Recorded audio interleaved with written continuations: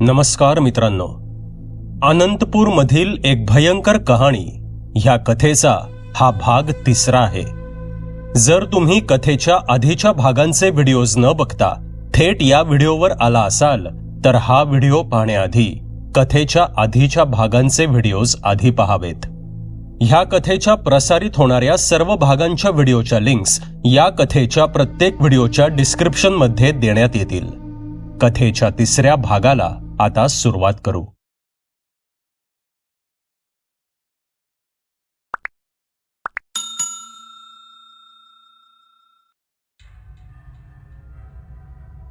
नलूचं खरं रूप शरद समोर सर्वात आधी आलं होतं आणि हे नलूच्या आतल्या तिला सुद्धा लक्षात आलं होतं। कदाचित म्हणूनच ती शरद समोर प्रत्यक्षात आली होती, तेही सविताच्या न कळत।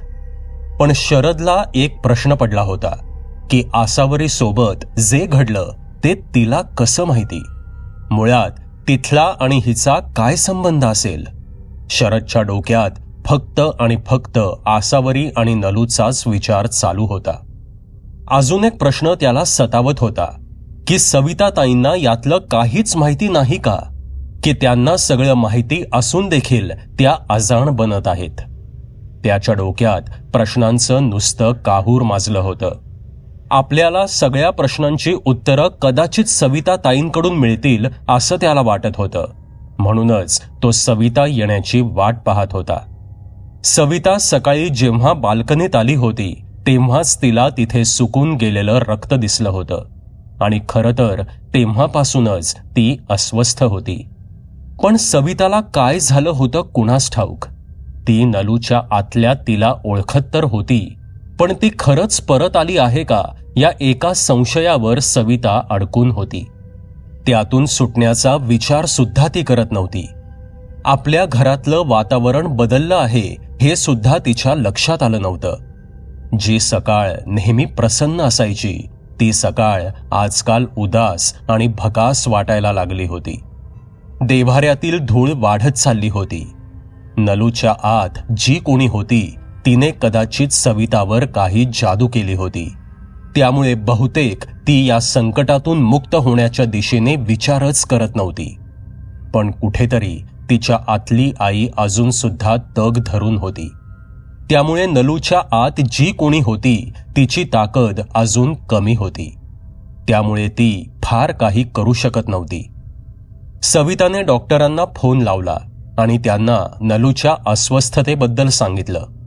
डॉक्टर तसे खूप चांगले होते, ते सविताला आपली मुलगी मानत होते, त्यामुळे तिने फोन केला की ते घरी सुद्धा येत असत। आज देखील ते घरी आले होते। सविताने त्यांना नलू जे बोलली ते सर्व सांगितलं। डॉक्टरांनी नलूच्या खोलीत जाऊन तिला तपासलं। डॉक्टरांना आज तिची स्थिती जरा जास्तच खराब वाटली। तिच्या डोळ्यांच्या खाली काळी वर्तुळं तयार झाली होती।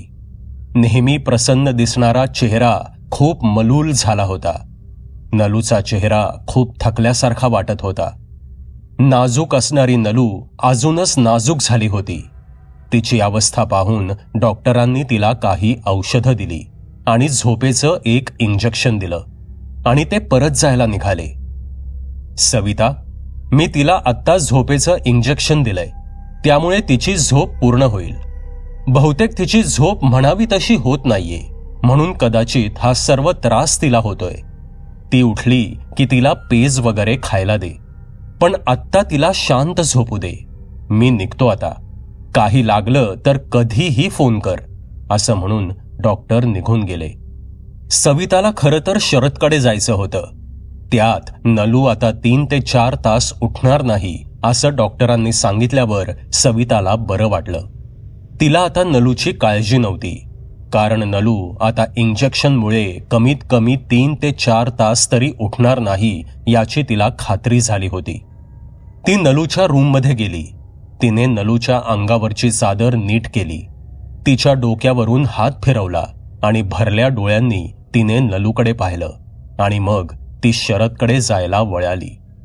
पण हे नलूच्या आत असलेल्या तिला मात्र समजलं नाही, कारण नलूच्या शरीराशिवाय ती काहीच करू शकत नव्हती।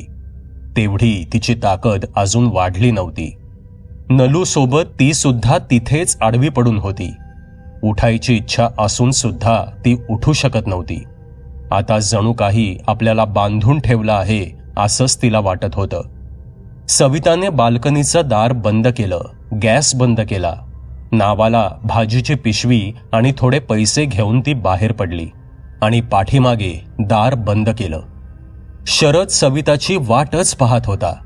तो त्याच्या विचारात असतानाच दारावरची बेल वाजली. तसे शरदनं दार उघडलं. समोर सविता उभी होती. त्याने तिला आत बोलावलं आणि दार बंद केलं. सविता सोफ्यावर जाऊन बसली. पाठोपाठ शरद सुद्धा आला आणि तो सुद्धा समोरची खुर्ची पुढे घेऊन सवितासमोर बसला. आता शरदने बोलायला सुरुवात केली. ताई, नलूची तब्येत अचानक का बिघडली? नाही म्हणजे त्याला काही विशेष कारण? शरदच्या प्रश्नाचं काय उत्तर द्यावं हे सविताला समजत नव्हतं. ती विचार करत होती की भाऊंना जर तिच्या मनातली शंका सांगितली तर तो विश्वास ठेवेल का?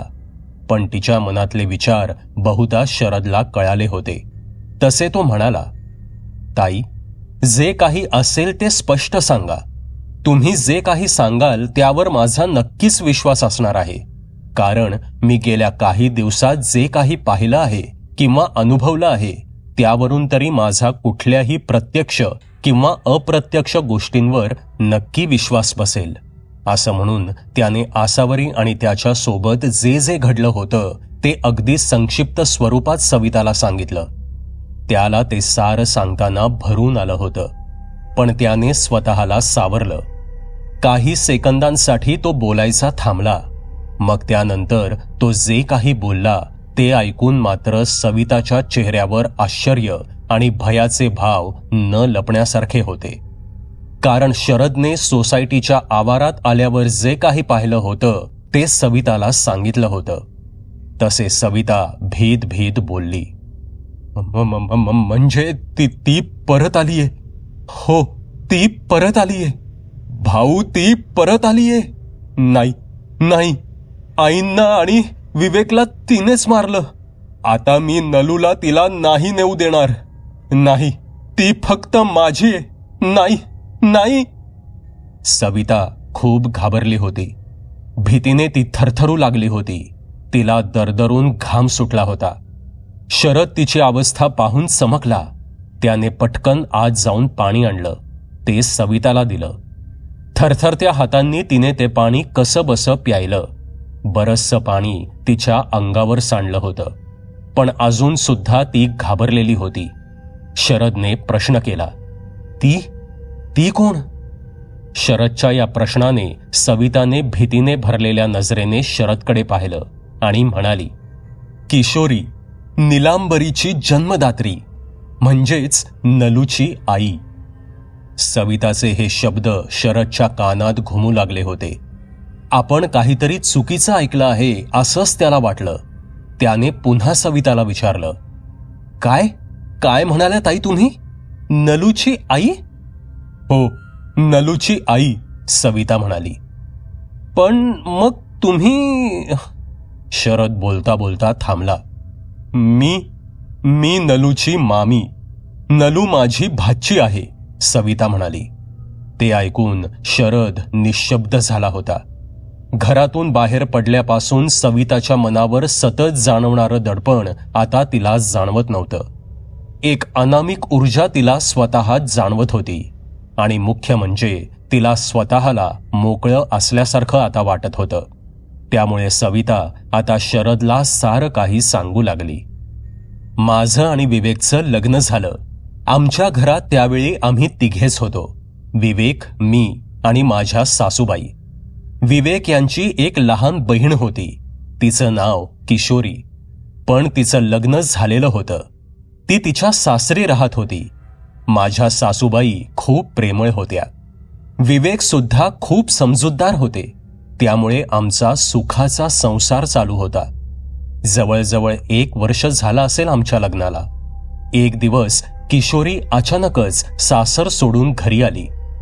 मी इथे आता कायमची आली आहे.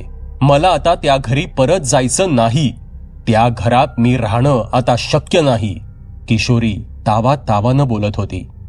विवेक आणि सासूबाईंना वाटलं की बहुतेक नवऱ्यासोबत किंवा घरच्यांसोबत काही भांडण झालं असेल, म्हणून ती असं बोलत असेल. हिचा राग जरा कमी झाला की आपण सविस्तर बोलू हिच्याशी, असा विचार करून त्यांनी तिला फार काही विचारलं नाही. पण ती आल्यापासून कधीच देवघरात गेली नाही आणि काही कारणानं बाहेर गेली की येताना लिंबू आणि मिरच्या पिशव्या भरून आणायची आणि कोणाच्याही न कळत स्वतःच्या खोलीत नेऊन ठेवायची. तिच्या खोलीत कोणालाही प्रवेश नव्हता. ती कुठे बाहेर गेली की तिच्या खोलीला ती कुलूप लावून जात असे. पण एक होतं, ती आल्यापासून मात्र मला घरात थोडा बदल जाणवू लागला होता. जसं की घरात आलं की खूप उदास वाटायचं. एक विशिष्ट प्रकारचं दडपण सतत मनावर जाणवायचं. ती येण्याआधी माझ्या सासूबाई सतत जपमाळ घेऊन जप करत बसलेल्या असायच्या. त्यांची दत्तगुरूंवर खूप श्रद्धा होती. पण किशोरी आल्यापासून त्यांच्या हातात सतत दिसणारी जपमाळ आता फार कमी दिसायला लागली होती. आपल्या अवतीभोवती कोणीतरी आहे असे भास व्हायचे. कोणीतरी आपल्यावर नजर ठेवून आहे असंच वाटायचं. पण प्रत्यक्षात कोणीच दिसायचं नाही. आमची देवपूजा कधीच बंद झाली होती. आमची इच्छाच व्हायची नाही पूजा करण्याची. असेच 15-20 दिवस उलटले असतील. मला दिवस गेले. मी आई होणार म्हणून सारेच खूप खुश झाले होते. अगदी किशोरी सुद्धा खुश होती. मी तिच्या समोर असले की ती सतत माझ्या पोटाकडे बघत बसायची. मला तिची नजर खूप विचित्र वाटायची. 2 दिवसांनी तिला सुद्धा दिवस गेल्याचं आमच्या लक्षात आलं. मग तर सासूबाईंच्या आनंदाला पारावार उरला नव्हता. आम्हाला दोघींना कुठे ठेवू आणि कुठे नको असं त्यांना झालं होतं. विवेकने ही गोड बातमी तार पाठवून किशोरीच्या सासरी कळवली. पण तिथून कुठलंच उत्तर आलं नाही. विवेकला काही ना काही कारणाने प्रत्यक्ष तिच्या सासरी जायला जमत नव्हतं. त्यामुळे नेमकं काय घडलं याची आम्हाला काहीच कल्पना येत नव्हती. त्यात यांनी किंवा सासूबाईंनी कधी सासरच्या लोकांबद्दल विचारणा केली की मात्र तिचा संताप व्हायचा. असं का होतंय हे मात्र काही केल्यास समजत नव्हतं. पण तिचं माझ्या पोटाकडे बघणं आणि त्याचबरोबर स्वतःच्या पोटाकडे बघणं मला फार विचित्र वाटायचं. दोघींच्या पोटाकडे बघताना तिची नजर खूप खुंची वाटायची. महिने उलटत गेले. आता मला आणि तिला 7वा महिना लागला होता. मध्येच एकदा सासूबाईंनी डोहाळ्या जेवणाचा विषय काढला. तसे किशोरी इतकी भडकली की तिचा तो राग पाहून आम्ही खूप घाबरलो. मला तर दरदरून घामच सुटला. तिचे ते लाल बुंद डोळे आमच्यासाठी नवीनच होते. तिचा चेहरा पहिल्यापेक्षा रोडावल्यासारखा वाटत होता आणि त्यात तिचे ते लाल डोळे खूपच भयानक दिसत होते. गरोदर बाईच्या चेहऱ्यावरचं तेज तिच्या चेहऱ्यावर कुठेच दिसत नव्हतं. आईंनी तो विषय परत कधीच काढला नाही, कारण आम्ही दोघी गरोदर होतो. आमच्या बाळांना काही त्रास होऊ नये म्हणून त्यांनी तो विषय टाळला. पण अजून सुद्धा मला ती रात्र जशीच्या तशी आठवते, ज्यावेळी मी पहिल्यांदा किशोरीचं दुसरं रूप पाहिलं. आम्हाला 9वा महिना लागला होता. त्या रात्री मला कसल्याशा आवाजानं जाग आली. तसं तर किशोरी घरी आल्यापासून आमचं रात्रीचं जाग येणं बंदच झालं होतं. पण त्या दिवशी का कुणास ठाऊक मला जाग आली. मी आमच्या खोलीच्या बाहेर आले. मला वाटलं स्वयंपाकघरात काही पडलं असेल म्हणून मी स्वयंपाकघरात जाऊ लागले. तोच मला जळका कुचका वास येऊ लागला. माझी नजर आपसुकच किशोरीच्या खोलीकडे वळाली तर तिथून मला एक प्रकारचा धूर विशिष्ट आकार घेत बाहेर पडताना दिसत होता. त्या धुराला मानवी आकार होता, फक्त त्याच्या पायाच्या जागी शेपटी होती. मी किशोरीच्या खोलीकडे वळाले. जसजसं माझं एक एक पाऊल पुढे पडत होतं तसतसं तो वास वाढत होता. त्यासोबत एक घोगरा दबका आवाज येत होता. अगम्य भाषेत कोणाची तरी बडबड ऐकू येत होती. त्यावेळी दार थोडं उघडं होतं. मी त्या किलकिल्या दारातून जेवढं पाहता येईल तेवढं पाहण्याचा प्रयत्न करू लागले. तेव्हा भीती आणि आश्चर्याने माझे डोळे मोठे झाले होते. तिची खोली काळपट धुराने भरून गेली होती. तिच्या समोर तिने एक होम पेटवला होता आणि त्या होमाच्या समोरच ती तिचे पाय गुडघ्यापासून मुडपून बसली होती. किशोरीने पूर्ण काळे कपडे घातले होते. तिचे केस मोकळे सुटलेले होते. त्या धुरात सुद्धा तिचे लाल झालेले डोळे अजूनच लाल दिसत होते. तिच्या पुढे होम पेटलेला होता आणि पलीकडे एक काळपट आकृती बसली होती. त्या आकृतीचा चेहरा तर काही नीट दिसत नव्हता. त्या आकृतीचे डोळे मात्र त्या अंधारात चमकत होते. मी हे सारं पाहून जागीच थिजून गेले होते. भीतीने मला घाम सुटला होता. अचानक किशोरी एकदम जोरात ओरडली, बळी बळी, येणार पाहुणा पाळण्यात, देणार त्याचा बळी स्मशानात, अंधाराचा धरून हात, पाहते त्या सैतानाची वाट, असे म्हणत ती हसू लागली. तिच्या त्या भयानक आवाजाने मी खरं तर एकदम दचकले आणि कशीबशी धडपडत आमच्या खोलीकडे गेले. गरोदरपणामुळे मला भरभर चालता सुद्धा येत नव्हतं. तरी कसंबसं भिंतीचा आधार घेत मी आमच्या खोलीत पोचले. पटकन दार उघडून आत शिरले आणि गडबडीत दार लावून घेतलं आणि तिथेच दाराजवळ खाली बसले. नंतर जरा श्वास शांत झाल्यावर उठले. पलंगाजवळ टेबल होतं. त्यावर तांब्या भरून ठेवलेलं पाणी मी गटागटा प्यायले आणि मग विवेकला उठवायचा प्रयत्न करू लागले. पण काही केल्या ते उठत नव्हते.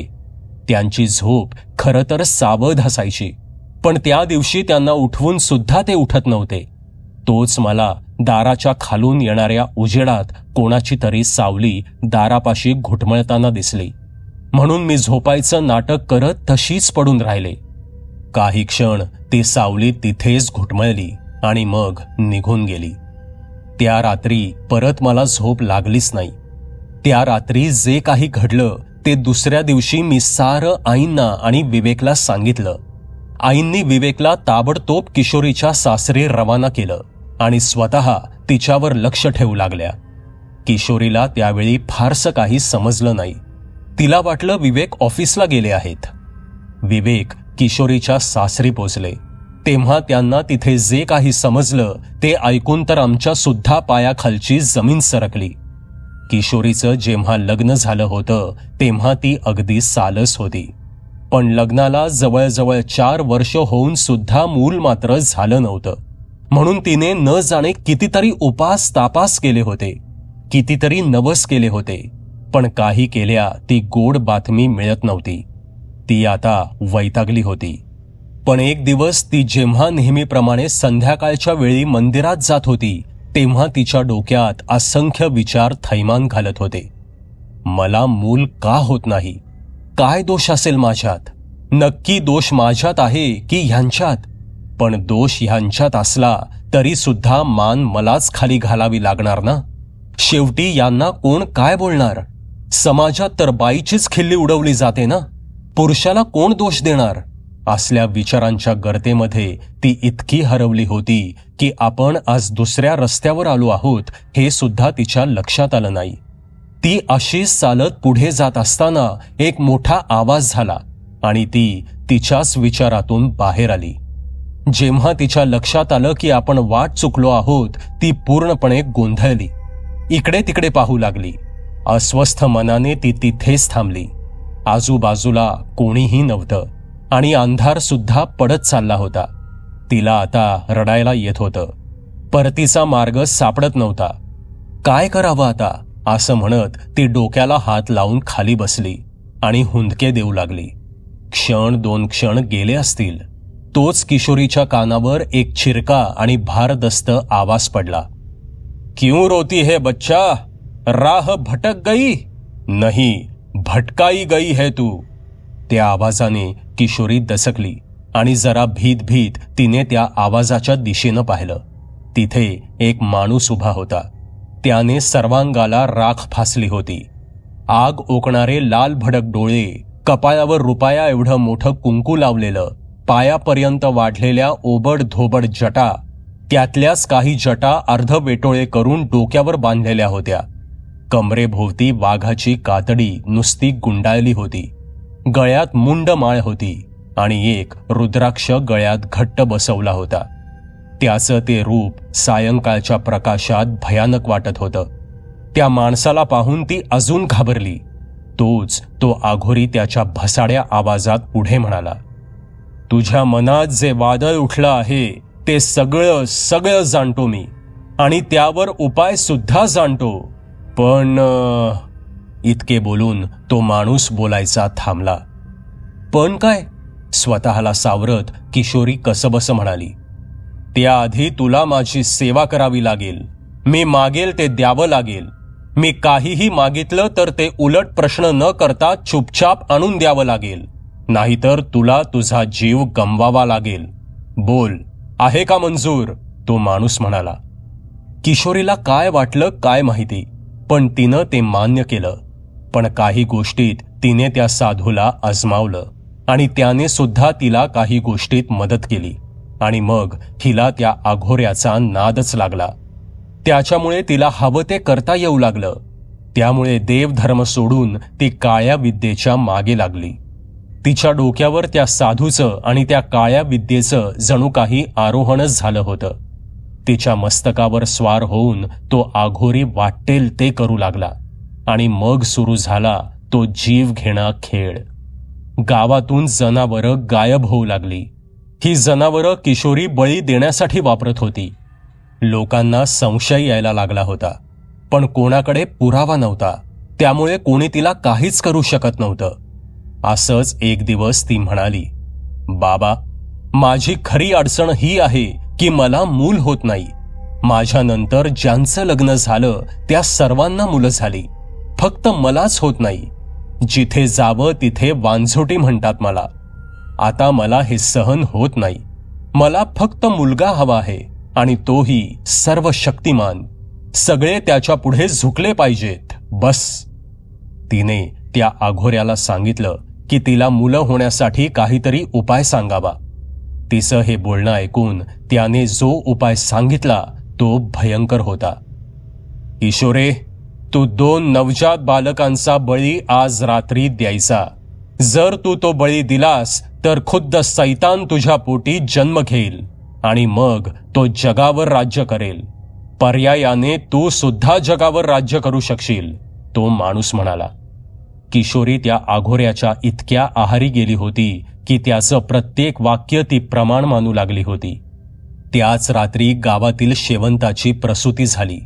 किशोरीनं आधीच एक बाळ पळवलं होतं आणि त्या बाळाला आघोऱ्याच्या स्वाधीन करून ती आली होती.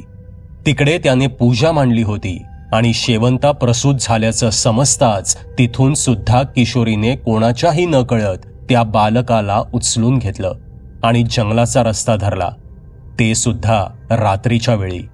पण गावातल्या गुराख्याने हे पाहिलं आणि सर्व गाव गोळा करून तो जंगलात आला. जवळजवळ सगळा गाव तिथे गोळा झाला होता. तरी देखील तो आघोरी तशीच पूजा करत बसला होता आणि त्याच्यासोबत किशोरी सुद्धा होती. त्या दोघांना पाहून गावकरी चिडले आणि त्यांनी त्या दोघांची ती पूजा उधळून लावली. त्यामुळे किशोरीचं कारस्थान उधळलं गेलं. नशिबाने म्हणा किंवा आणखीन काही म्हणा, त्या 2 निष्पाप जीवांना काहीही झालं नव्हतं. पण त्यानंतर आमचा जीव घेणा खेळ सुरू झाला. इतके बोलून सविता काही क्षण बोलायची थांबली. तिला बहुतेक या पुढचे प्रसंग आठवून बोलायची सुद्धा भीती वाटत होती. शरद सुन्न होऊन सर्व काही ऐकत होता. त्याला खरं तर याचं आश्चर्य वाटत होतं की एक आई असं कसं वागू शकते, तेही स्वतःच्या मुलीसोबत. त्याच्या मनात असेच अजून बरेच प्रश्न थैमान घालत होते. तुमचा जीव घेणा खेळ म्हणजे? शरदने विचारलं. सविताने पुन्हा थोडं पाणी प्यायलं आणि ती पुढे बोलू लागली. होय, आमचा जीव घेणा खेळ. किशोरीचं सत्य समजल्यावर आमचा जीव घेणा खेळ सुरू झाला. त्या दिवशी आईंनी किशोरीला एकटीला कुठेच जाऊ दिलं नाही. तिने त्या मागचं कारण विचारल्यावर त्यांनी सांगितलं की तुझा आता 9वा महिना चालू झाला आहे. त्यात दोघींचेही दिवस भरत आले आहेत. अशात जर तू बाहेर गेलीस आणि तिकडे तुला काही झालं आणि हिला इथे काही झालं तर मी कोणाकडे पाहणार? त्यापेक्षा विवेक घरी नसताना तू कुठेही जाऊ नकोस. त्यामुळे दिवसभर किशोरीला असंच वाटत होतं की विवेक ऑफिसला गेले आहेत. पण संध्याकाळी जेव्हा त्यांचा फोन आला आणि ही सर्व हकीकत आम्हाला कळाली, त्यावेळी कसं कुणास ठाऊक, पण किशोरीला सुद्धा कळालं की विवेक तिच्या सासरी गेले आहेत. तिने मोठ्या शिताफीने आईंना त्यांच्या खोलीत बंद केलं आणि मला संमोहित केलं. मग ती मला तिच्या खोलीत घेऊन गेली. तिथे गेल्यावर भिंतीला लागून असलेल्या एका खांबाला तिने मला बांधलं. मी शांत होते, संमोहित होते, पण आतून कुठून तरी जागी हो म्हणून आवाज येत होता. कोणीतरी जणू मला जाग करण्याचा प्रयत्न करत होतं. किशोरी मात्र तिच्या कामाला लागली होती. ती तिच्या कामात व्यस्त होती. काही वेळाने मी संमोहनातून बाहेर आले. तेव्हा मी पाहिलं की तिने तिच्या समोर पूजा मांडली होती. तिने तिच्या समोर एक यज्ञ मांडला होता. त्या यज्ञाभोवती तिने लिंबाच्या 2 वर्तुळकार नक्षी काढल्या होत्या आणि त्यात लिंबानेच चांदणी काढली होती. आणि त्यातील एका वर्तुळाच्या मध्यभागी जेव्हा माझं लक्ष गेलं तेव्हा माझे डोळे मोठे झाले, कारण तिथे नुकतंच जन्मलेलं एक बाळ होतं. ते शांत झोपलं होतं. अचानक माझ्या पायाला काहीतरी चिकट आणि ओलसर लागलं. त्यामुळे माझं लक्ष माझ्या पायांकडे गेलं. तिथे सगळीकडे रक्त होतं. पायाकडे पाहत असताना माझं लक्ष माझ्या पोटाकडे गेलं. माझं पोट आता रिकामं झालं होतं. म्हणजे याचा अर्थ असा होता की ते वर्तुळात ठेवलेलं बाळ माझं होतं. मी घाबरले आणि जोरात ओरडले, किशोरी, किशोरी, अगं काय करते ग? दया कर ग. माझ्या बाळाला काहीही करू नकोस. तुला हवं तर माझा जीव घे, पण त्याला काही करू नकोस. मी सुटण्यासाठी धडपडत होते, पण काही उपयोग होत नव्हता. त्या बाळाला कुशीत घेण्यासाठी मी आतुरले होते. मी गयावया केली, पण काही उपयोग झाला नाही. तिने माझ्या दिशेने पाहिलं आणि ती माझ्याकडे येत हातवारे करत बोलू लागली, अगं असं काय करते वहिनी? अगं हिचा बळी माझ्या मालकाला दिला ना की आपल्याकडे भरपूर पैसा येईल. अगं आपण राज्य करू, ते पण जगावर. तिच्या नजरेत त्यावेळी फक्त आणि फक्त लोभ आणि लालसा दिसत होती. ती पुढे कुत्सितपणे म्हणाली, वहिनी, तुला एक सांगू, मला पण आता मुलगीच होणार आहे. या दोघींचा बळी मालकाला एकाच वेळी दिला ना की आपलं काम झालं. मग मला मुलगा होणार आणि मग मी सगळ्यांचा बदला घेणार. जे जे मला हसले त्या सर्वांचा बदला मी घेणार. असं म्हणत ती मोठमोठ्याने हसू लागली. ती पुढे बोलू लागली, पण काय ग, तुला कोणी नसता उद्योग करायला सांगितला होता? त्या बावळट आणि नंदी बैल असलेल्या तुझ्या नवऱ्याला कशाला पाठवलंस तिकडे? असं करायची काय गरज काय होती? असं विचारताना तिचे डोळे लाल भडक झाले होते. जणू काही ते आग चोकत होते. तिने माझे केस धरले आणि मागं खेचले. तसे माझ्या मस्तकात एक कळ उठली. तिचा संताप तिच्या डोळ्यात उतरला होता. बरं, जाऊ दे, गेला तर गेला. तसेही आता तो काय परत येणार नाही. आणि तुझी सासू, तिला तर कधीच मालकाच्या स्वाधीन केलंय. एव्हाना संपली पण असेल म्हातारी. असं म्हणत ती पुन्हा विचित्र पद्धतीने हसू लागली. क्षणात अगदी रागात तर क्षणात अगदी शांतपणे बोलणाऱ्या किशोरीचं हे रूप मी पहिल्यांदाच पाहत होते. मी तर भीतीने थरथरत होते. मला दरदरून घाम फुटला होता. काय करावं काही सुचत नव्हतं. ती संथ गतीने चालत त्या यज्ञापाशी परत गेली आणि एक धारदार सुरा जो होमाजवळ ठेवलेला होता तो तिने उचलला. त्या सुऱ्याचं पातं त्या होमाच्या अग्नीमुळे अधिक चमकत होतं. कुठलाही मागचा पुढचा विचार न करता तिने तो सुरा स्वतःच्या हातावर खसकन फिरवला. रक्ताची एक चिळकांडी उडाली. त्या उष्ण रक्ताची धार तिने त्या होमात धरली. पुढच्या काही क्षणात तिची प्रसूती झाली आणि तिची ती गोंडस मुलगी पाहून माझ्याच काळजात धस्स झालं. कारण काही क्षणांनी तीच तिला मारणार होती, सोबत माझ्या छोटीला सुद्धा. पण इतके बोलून सविता एकदम सुन्न झाली. बोलता बोलता तिचा कंठ दाटून आला होता. तो प्रसंग आठवून तिचे डोळे पुन्हा पाणावले होते. शरद देखील सुन्न झाला होता. जर त्याला त्या रात्री आलेला अनुभव आला नसता तर कदाचित त्याने या गोष्टीवर विश्वासच ठेवला नसता. सविताने डोळे पुसले आणि एक दीर्घ श्वास घेतला आणि ती पुढे बोलू लागली. मला तर तिने बांधून ठेवलं होतं.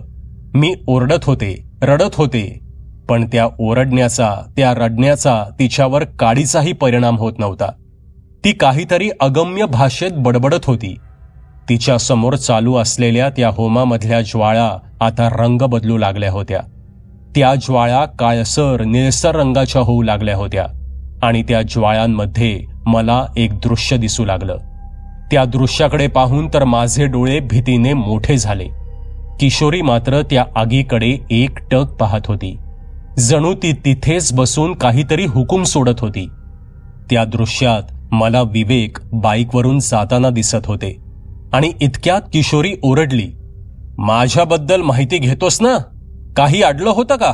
काही गरज होती का तिकडे जायची? आता मर, फट स्वाहा. तिचे ते शब्द संपताच विवेकच्या मागे एक काळी सावली दिसली. पिवळे डोळे, हिंस्र जनावरासारखं तोंड, लाल भडक ओठातून डोकावणारे पांढरे सुळे, लांब केसाळलेले काळे हात, ज्याला टोकदार नखं होती, जिने काळ्या रंगाचे कपडे घातले होते आणि तेच कपडे हवेच्या जोराने फडफड करत उडत होते. किशोरीने इशारा करताच त्या सावलीने आपले दोन्ही हात हवेत उचलले आणि जितक्या वेगाने ते हात वरच्या दिशेने गेले त्याच्या दुप्पट वेगाने ते खाली आले आणि ते हात विवेकच्या दोन्ही कानांवर धाडकन आपटले आणि माझ्या डोळ्यांसमोर विवेकच्या डोक्याचा भुगा झाला. इतके बोलून सविता ढसाढसा रडायला लागली. शरद सुद्धा हे सर्व ऐकून हादरला होता. काही क्षण तो सुद्धा काहीच बोलू शकला नाही. थोड्या वेळाने शरद सविताला म्हणाला, शांत व्हा ताई, शांत व्हा. त्याला दुसरे शब्द सुचले नाहीत. सविताने स्वतःला सावरलं आणि ती पुन्हा बोलू लागली, दादा, माझ्या आयुष्यात एका दिवसात होत्याचं नव्हतं झालं होतं. आईपेक्षा जास्त माया करणारी सासू मी गमावली होती. समजूतदार नवरा गमावला होता आणि काही क्षणात माझं पहिलं बाळ सुद्धा मी गमावणार होते. सारं नष्ट झालं होतं. त्या क्षणी मी देवाकडे एकच प्रार्थना करत होते की माझ्या बाळाच्या आधी मला मृत्यू यावा. किशोरीचं मंत्र म्हणणं चालूच होतं. तिच्या घाऱ्या डोळ्यांचा रंग बदलून पूर्ण काळा झाला होता. तिच्या समोरच्या त्या काळ्या निळ्या होमाच्या पलीकडे तीच काळी सावली प्रकट झाली होती. जशी ती सावली समोर आली तसे त्या खोलीत खूप दुर्गंधी यायला सुरुवात झाली. किशोरीने त्या सावलीकडे पाहिलं आणि त्या रिंगणात ठेवलेल्या लहान बाळांकडे पाहिलं. तसे त्या सावलीने माझ्या लेकीकडे बोट दाखवलं आणि त्या वर्तुळात माझी लेक तरंगू लागली. तशीच तरंगत ती त्या होमाच्या अगदी जवळ, एकदम जवळ जाऊ लागली. नको किशोरी, नको, दया कर ग. मी ओरडत राहिले, फक्त ओरडत राहिले आणि किशोरीने त्या बाळाला त्या होमात स्वाहा केलं. ते बाळ माझ्या डोळ्यांदेखत त्या होमातही तरंगत होतं. क्षणात त्या सावलीने हात पुढे केला आणि माझ्या बाळाला त्या होमातून काढून सरळ त्याचा घास केला. मी लाचार झाले होते, हतबल झाले होते.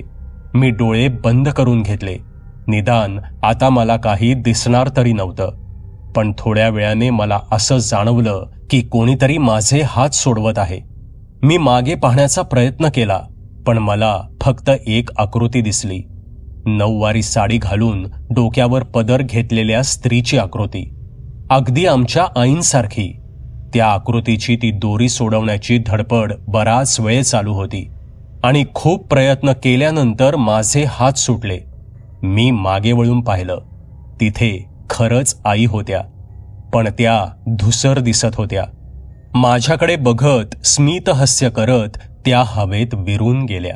सबस्क्राईब करा एटी स्टोरी टेलर चॅनलला आणि बेल आयकन दाबून ऑलवर क्लिक करा आमचे व्हिडिओज सगळ्यात आधी बघण्यासाठी.